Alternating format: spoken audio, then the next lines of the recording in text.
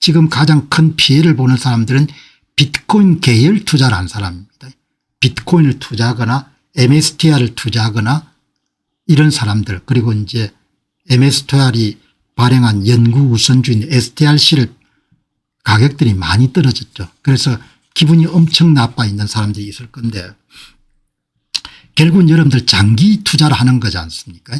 5년 후에 10년 후에 15년 후에 심지어는 20년 후에 자기의 선택에 어떤 결과를 낳을 것인가, 이런 부분까지 이제 생각을 확장하고 투자를 할 수 있어야 되는 거죠.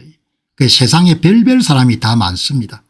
오늘은 그렇게 큰 회사는 아닌데 그냥 사업체를 운영하는 회사가 본인들의 재무 전략의 일환으로 선택하는 것을 여러분 오늘 세상에서 아주 성실한 전문가인 스트라이버사의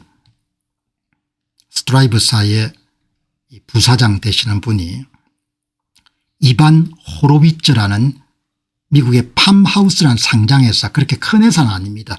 이분을 모셔가지고 인터뷰가 소개가 되어 있습니다. 이렇게 인터뷰가. 그래서 우리가 견문을 좀 넓히기 위해 가지고 이런 상장회사 CEO가 본인들의 재무 전략을 어떻게 운영하고 있는지, 비전은 뭔지 그걸 한번 들어보는데, 이게 CEO지만 개인하고 똑같은 이야기인 거죠. 기업의 CEO가 하는 거나 개인이 하는 거나 거의 차원이 같은 겁니다. 그래서 여러분들 이 인터뷰를 한번 풀어온 겁니다.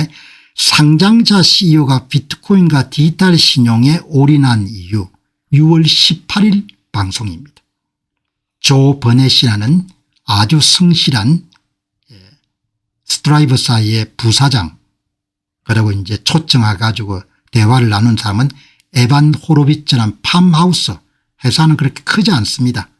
회사는 팜하우스라는 회사가, 이 팜하우스라는, 이런 핵심 결론이 뭔가 하니까 대차 대조표에 금도 사고 그다음 비트코인도 사고 그다음 13%짜리 이름들 배당을 주는 것도 채우고 그렇게 하는 겁니다. 그 개인도 마찬가지인 거죠. 똑같은 대차 대조표를, 그런 자산을 축적할 수가 있는 거죠. 에반 호로츠는 정부나 거대 결제기업 같은 게이트키프가 통제할 수 없는 허가 불변한 자산의 중요성을 깨닫고 본인이 세운 상장사 팜하우스의 재무구조를 전면 개편했습니다. 대차 대조표를 혁신한 겁니다. 에반 호로비츠 CEO는 인리적인 법정 화폐 발행에 따른 자산가치 하락을 방어하기 위해 디베이스먼트 트레이드, 인플레이션 활성화로 인한 자산가치 하락 원금 보전을 위해 역사가 깊은 안전자산인 금과 종착지 자산인 비트코인을 7대3 비율을 융합한 안티 디베이스먼트 포트폴리오를 구축했습니다. 금을 투자를 많이 하네요. 7대3. 제 같으면 이렇게 안 할 것 같아요. 그렇지만 여러분한테 사례를 소개하는 겁니다. 상장사 이름 CEO가 금의 70%를 투자하네요. 저는 반대로 할 것 같습니다. 비트코인의 70%, 금의 30% 할 것 같은데 어떻든 들어보시면 케이스 스타디라고 보고, 금의 낮은 변동성과 용이한 담보대출 능력을 활용해서 비트코인의 높은 대칭적 수익성을 극대화하고 이를 통해 글로벌 M2 통화량 평장을 완벽히 초과 달성하게 된 비전을 제시했습니다. 이해가 가네요. 그러니까 금은 연평균 수익률이 9% 정도 되니까 채권을 가지는 대신에 금이 70% 정도를 차지하고 나머지는 비대칭적 변동성 크지만 연평균 수익률이 25% 29% 되는 자산인 비트코인을 30% 정도 포함한 거네. 그죠? 그렇게 본 거네요. 이게 전부가 다 뭡니까? 통화가치 하락에 적극적으로 대응하는 재무 전략을 쓰는 겁니다. 그죠?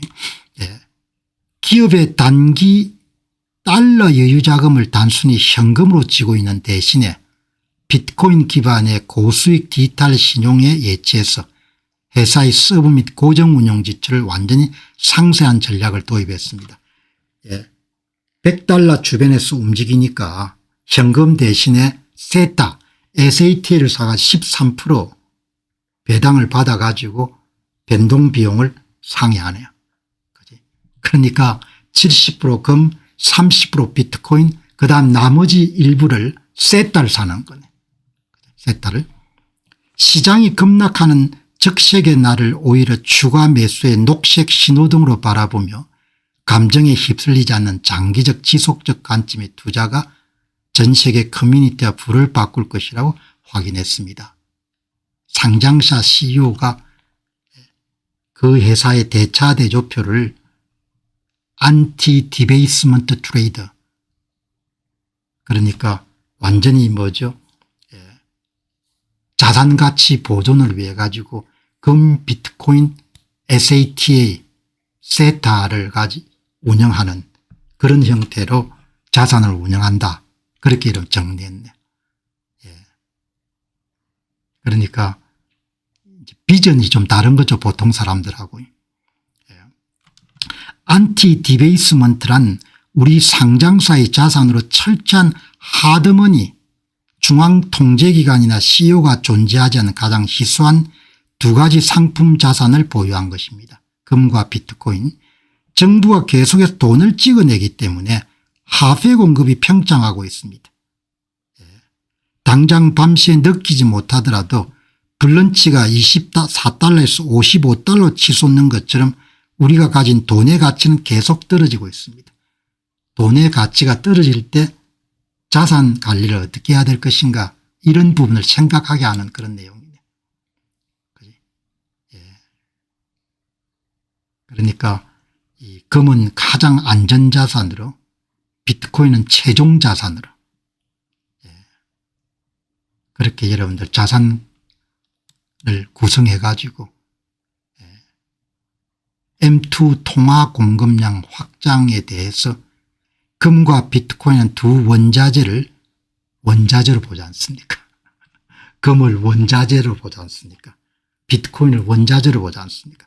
하나의 바스켓에 담아 M2 통화 공급량 확장을 초과 달성하는 기업은 우리가 상장사 가운데 최초일 것입니다.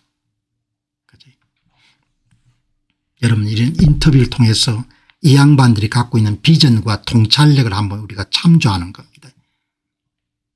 과거 정부들은 비트코인을 막으려 했고 경쟁화폐를 원치 않았지만 이제는 깨달았습니다. 수학과 인프라로 정교하게 엔지니어링 비트코인은 전 세계 전자기기를 동시에 파괴하지 않는 한 멈추는 것이 불가능할 것입니다.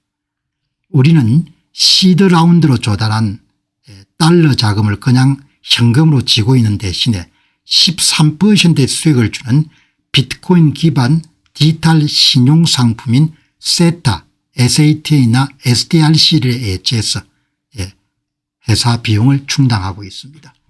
회사와 관련된 대차 대조표 혁신이지만 개인이 주는 메시지가 심대하기 때문에 여러분에게 말씀을 드리는 겁니다. 우리 회사의 공식적인 재무 목표는 70%의 비트코인과 30%의 금자산 배분입니다. 비트코인을 매도하지 않으면서 달러를 활용해 분기별로 이 균형을 엄격히 리밸런싱할 것입니다. 이렇게 여러분들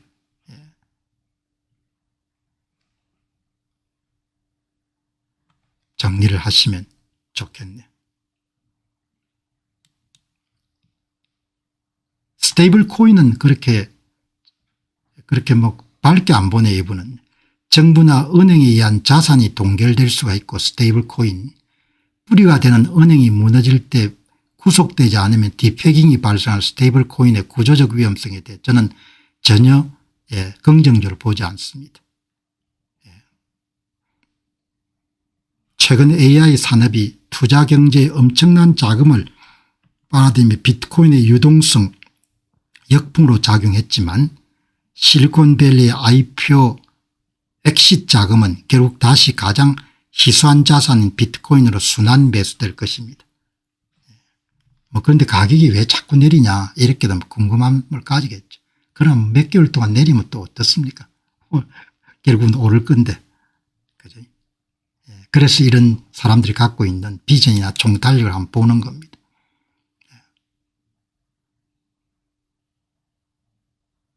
시장에 피가 많이 흐를 때 부가 태어납니다. 역사적으로 모두가 두려워해서 던질 때가 최고의 기회입니다. 그러나 비트코인 계열 투자는 워낙 변동성이 높기 때문에 이렇게 하기가 쉽지 않죠. 철학을 갖고 이분처럼 여러분이 참조를 한번 하시면 좋겠네요.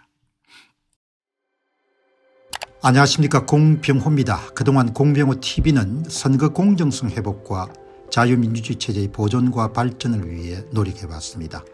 이런 노력들이 지속될 수 있도록 공병호TV의 정기 후원 프로그램이자 멤버십 프로그램을 소개해드립니다.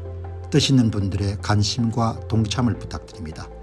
선거 공정성 회복을 위한 노력을 지지하시고 훌륭한 나라 만들기에 동참하시는 시청자분들이시라면 구독 버튼 바로 옆에 있는 가입 버튼을 통해서 정기 후원 프로그램에 가입할 수 있습니다. 가입 버튼을 누르시면 공병호TV의 후원자가 되시게 됩니다.